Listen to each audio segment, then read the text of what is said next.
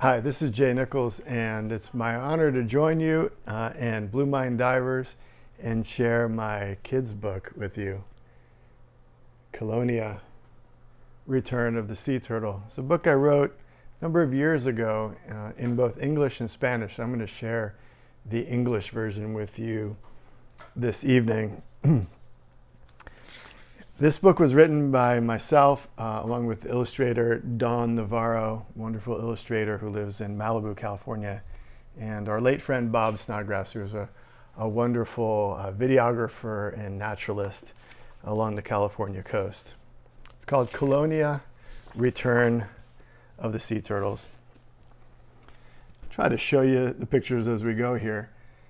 It was midday in August 1971. An El Nino tropical storm was brewing to the south. Nina Del Mar and her father navigated their sturdy yacht on its homeward cruise off Mexico's coast. Windswept clouds darkened the sky above. Beneath, the deep waters churned and rolled. They watched the sea with steady eyes as they faced the most difficult passage of their journey. You can see there the yacht that Nina and her father are on, their map, their chart. And every page on here has a little sidebar called the sea log. And in this case, it has three of the most encountered species of dolphin: the bottlenose dolphin, the white-sided dolphin, and the common dolphin. And the sea log says, 500 miles south of the U.S. border in Baja California, Mexico, the sea is big and blue. Dolphins swim and play here. Sea turtles from Michoacan nesting beaches come to feed on crabs and seagrasses. Giant whales feed on fish and krill. The cruise north off of the Baja coast is infamous and appropriately named the Uphill Passage by seafarers. The name describes the climb boats must make to the top of each wave coming out of the north. So there you go, you can see that. Turn the page here. I've read this book to a lot of kids, including my own, but never on video. This is great. Nina's father felt the fury of the sea. "We can't beat this storm before dark," he shouted. "We'll have to ride it through the night." "The dolphins are gone, Papa," Nina cried out over the howling wind. An albatross grazed its wing on the crest of a wave rising before them. Rain clouds blocked the last rays of sunlight, and the sea turned angry gray. That night, Nina hid in her tiny bunk below deck. She wished she could dive deep below the waves like a dolphin, or fly away like a seagull. It's a great image of Nina and her father making their way through that big storm there. In the sidebar, the sea log says, "During storms, dolphins can dive beneath the waves to calm water. They return to the surface only to catch a breath of air. Birds often glide just above the waves using the rising crests for lift. Both dolphins and birds are adapted to survive in rough weather, but some storms are difficult in the open sea, especially for the young. Only the strong and lucky survive." And you've got a beautiful little illustration right there of some of the birds that you might see out at sea right there. Dawn Navarro, what a wonderful illustrator she is. Oh, and by the way, if you've got this book in front of you, you'll find these tiny little hidden turtles here and there. And here's an example. So you can see that little turtle hidden there on the compass right there. But most of the images have a hidden turtle. Through the night, the storm's strong current swept a young sea turtle far out of its normal range. The little animal struggled hour after hour in the dark and chilling sea. With the light of dawn, the storm had passed. The weak and weary turtle bobbed on the surface, barely able to lift its head for a breath of air. You see that? That's a great illustration. See the turtle at the surface.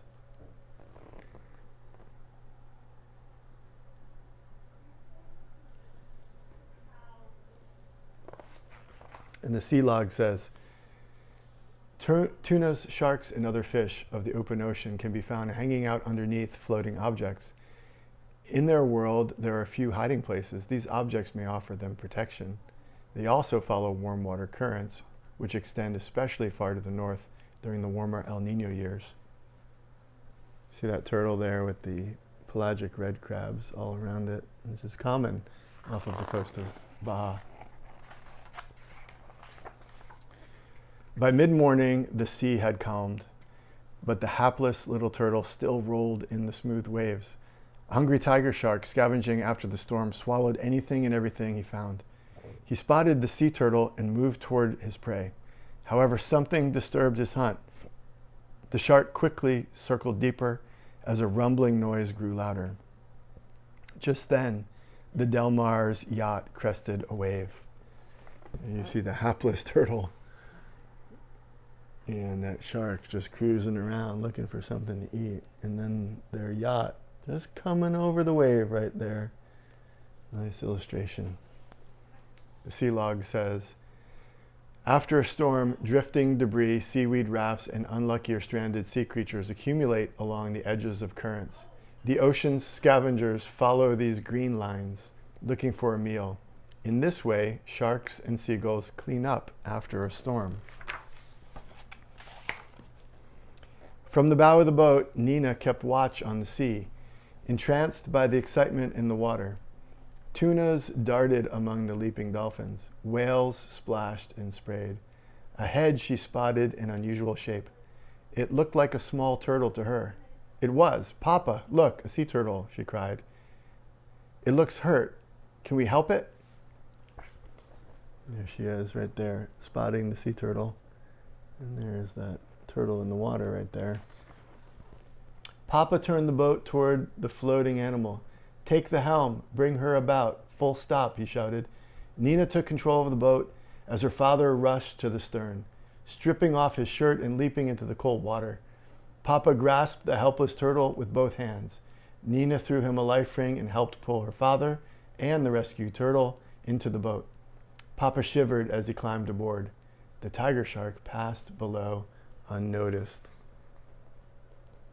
A little bit of drama there for the Del Mar family rescuing that turtle way out in the middle of the ocean. Nina wrapped her shivering father and the cold turtle in warm, dry blankets. What can I do? Nina asked as she held the fragile bundle. The turtle was so weak it could hardly move. Its eyes were barely open. It might not survive, Nina. Let's put the turtle in this wooden box and let it rest, her father said gently. Nina watched over the turtle for hours. She kept its eyes moist using an eyedropper.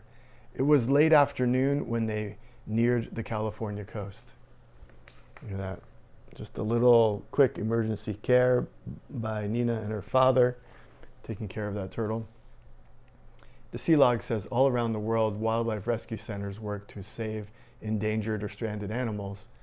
It's everyone's responsibility to rescue animals in need of help.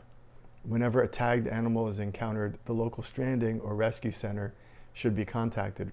Trained veterinarians work with the animals to rehabilitate them and return them to the wild. And we have many friends that do that all over the world, and they truly are our heroes. By late evening, the Del Mar's yacht entered San Diego Bay. They docked at the U.S. Customs Office. We have something to show you, declared Mr. Del Mar. After the storm, we rescued this baby sea turtle, Nina shared. The customs officer looked at the small, limp turtle in the wooden box. It's a green turtle, Colonia mitis. What a shame. There aren't many left these days. It doesn't look like this one will survive, he commented as he wrote on his clipboard. Colonia, Nina whispered. Don't worry. I'll take care of you. When Nina and her father arrived home, they were exhausted, but Nina filled their bathtub with warm water. This was a safe place for the sea turtle to spend the night. Nina instantly fell asleep in her own comfortable bed. All night she dreamed of the storm, the dolphins, and the seabirds. She imagined the sea rolling around her as if she were still on the boat. That's the customs agent. And this is a while ago. The story takes place a while ago.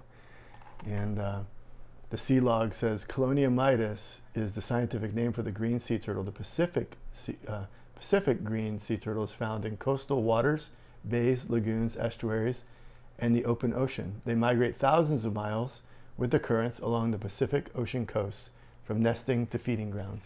And these turtles are also called the black sea turtle in certain areas, Tortuga Negra. The next morning, Colonia was revived by the warm water and rest. She swam and splashed in the bathtub. Her eyes were wide open with curiosity about her strange new environment. She was hungry and tired and tried to bite a rubber ducky. Nina spoke to the sea turtle as she took her into the backyard. "You need more room and a saltwater pond and food. You're going to like our pond, Colonia." There she is in the bathtub with the rubber duck. Not the best place for a wild sea turtle, but temporarily it worked for Nina. And the sea log says, sea turtles swim using their flippers to pull themselves through the water. But flippers are used at the same time, moving up and down, much like a bird flying. The rear flippers are used as rudders to steer and move backwards. Sea turtles can swim fast and dash away quickly to escape danger and predators or to chase their prey. During migrations, green turtles may swim more than 20 miles each day. Nice little graphic of those turtles right there, swimming through the water. Dawn captured that so nicely, the actual movements of those turtles in her drawings. The Del Mar's backyard saltwater pond was home to a small Garibaldi, a few reef fish, and 3 young green moray eels. It was a comfortable new world for the small sea turtle who swam around exploring the rocks and resting on the sandy bottom. Nina fed the turtle bits of fish and handfuls of seagrass she had collected in the ocean. In the months that followed, the little sea turtle grew bigger and bigger and bigger. And the sea log says, in the wild, green turtles eat mostly algae and seagrass. They occasionally eat sea pens, sponges, and jellyfish. In captivity, sea turtles are fed fish and squid and may grow to 2 to 3 times faster than in the wild. There you go. There's Nina's backyard pond. Now, of course, this is not the way things are done anymore. You can't take a wild turtle and put it in your bathtub or your backyard, but this story took place a long time ago, prior to the Endangered Species Act. It's just a nice spread right there of Colonia enjoying her backyard pond with those Garibaldi and those eels and those reef fish. The sergeant majors right over there. Pretty fun. Nice scene there, Dawn. All of the sea animals were well fed and grew quickly in the backyard pond. Colonia could barely turn around, she had grown so fast. In just 2 years, Nina's small turtle had grown into a large, wild animal. Colonia, how big do green sea turtles grow? Nina wondered. And what are we going to do about you? You need a bigger home. Sea log says, when green turtle hatchlings are born, they are smaller than the palm of your hand. Smaller than the palm of your hand, right there.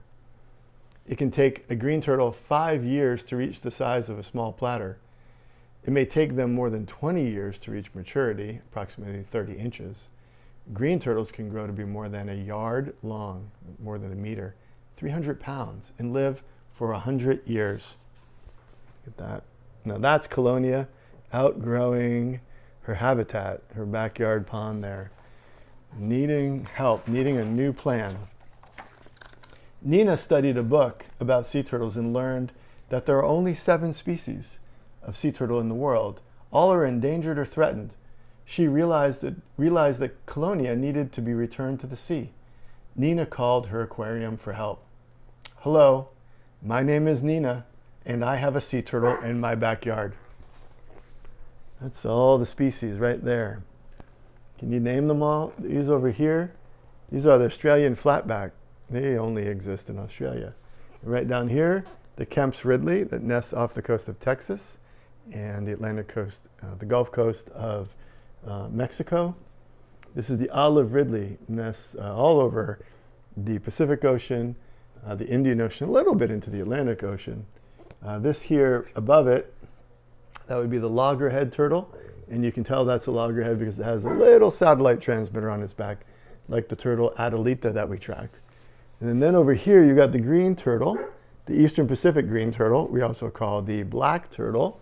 And then you've got the green sea turtle here, and the hawksbill turtle, extremely endangered due to the coloration and the beauty of their shell that they've been hunted for. And then, of course, the biggest turtle you see right here, this one, and that's George barking, that is the leatherback turtle. So Nina consulted the textbook and learned a little bit about these turtles, called the aquarium. The aquarium's marine biologist told Nina that she had done a great thing by saving Colonia's life. He also explained to her that the 1973 Endangered Species Act now protects all sea turtles. The next time you find an injured animal, please contact us right away. Colonia is a female turtle. Returning her to the ocean will help her species survive, he said.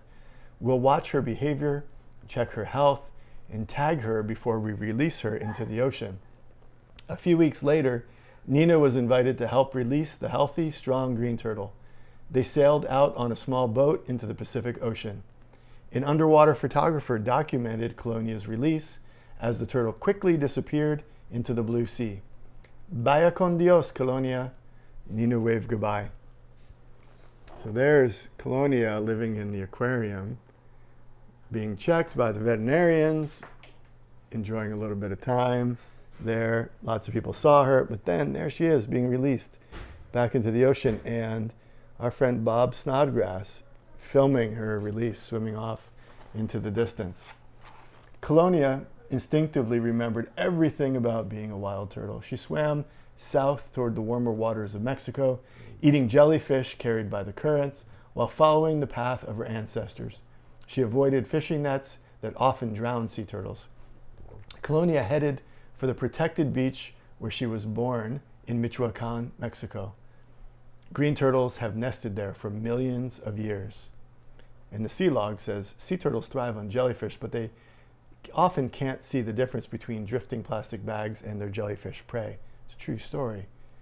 When a sea turtle swallows plastic debris, it will often cause the turtle to suffocate and die.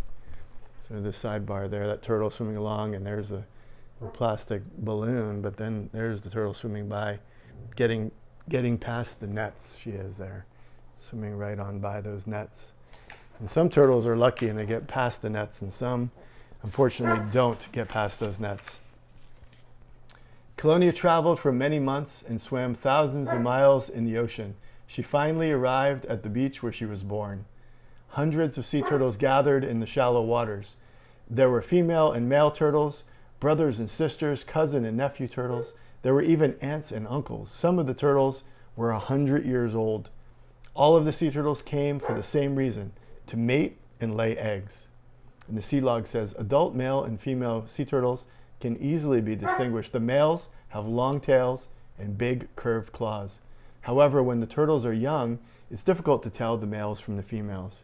You see, there's all the turtles off of the coast of Michoacan, nesting and mating. And there's the male there and the female. And George is pretty excited about the turtles. Right, but we're getting near the end of the story here. One moonlit night, when the time was right, Colonia moved through the waves and dragged herself up the sandy beach. She dug a deep pit with her rear flippers. Then she dropped 100 perfectly round white eggs into her sandy nest. She carefully covered the eggs and returned to the sea. 8 weeks later, on another moonlit night, Colonia's eggs began to hatch. Baby sea turtles pulled themselves up through the sand and scrambled down the beach into the sea. There you see Colonia coming up to the beach there on the right. And then you see those baby turtles hatching from their eggs. And many obstacles awaited as they made their journey to the ocean. Predators such as crabs and raccoons, mapaches they call them, ambushed the hatchlings. Flocks of hungry seagulls hovered above, eyeing the turtles as an early morning meal. Even in the water, the surviving sea turtles were still not safe. They'd have to avoid the attacks of fish and sharks as well. But one little sea turtle would endure. and that turtle would return to the same beach someday to lay her eggs.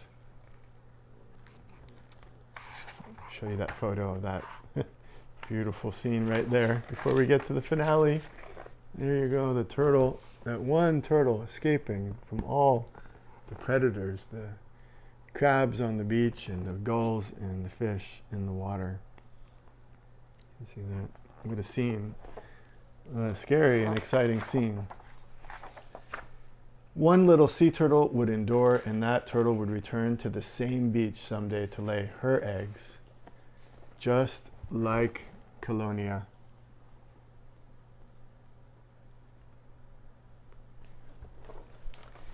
And at the end of this book, we've got Nina Del Mar, the protagonist, the girl in charge here. She writes her sea turtle pledge, which says, "My sea turtle pledge. Number 1, help our wildlife. Call a professional wildlife rescue team when an animal needs rescuing. 2, respect wild animals. Give them plenty of room on the beaches and in the ocean. 3, keep our beaches clean. 4, keep our water clean. No plastics and other trash in our oceans and streams. Number 5, ask Mama and Papa to buy only turtle-safe seafood, sustainable seafood. 6, learn about the wild ocean, animals, and tell your friends about sea turtles. Learn about the wild ocean animals and tell your friends about sea turtles." And I would add number 7, which would be enjoy it. Go to the ocean and get your blue mind on and really enjoy it. So those are Nina Del Mar's Sea Turtle Pledge right there. And we've got a list of all the great organizations that we've worked with over the years. And I want to just add, before I wrap this up, that the black sea turtle has made a remarkable comeback from the level of endangered species. Just 30 years ago, it was considered too late for the black sea turtle. And now, today, in 2020, it's a success story, thanks to literally thousands of people all over Mexico and collaborations from all around the world. Our biologists in Michoacan and Baja California and the US have worked hard for 30 years to make sure Colonia mitis agassizi, the black sea turtle, the Eastern Pacific green sea turtle, has made a comeback. And it's a heroic effort, and we applaud everybody involved. So thanks for joining me in reading Colonia. I will read the Spanish version at another time if you're interested in that. And in the meantime, get your blue mind on, get to your water and enjoy it. And go diving, learn to dive. So thanks to Blue Mind Divers for inviting me to read my kids' book to you. Hope you're doing well. And time for you to go to bed, I think. Okay, see ya.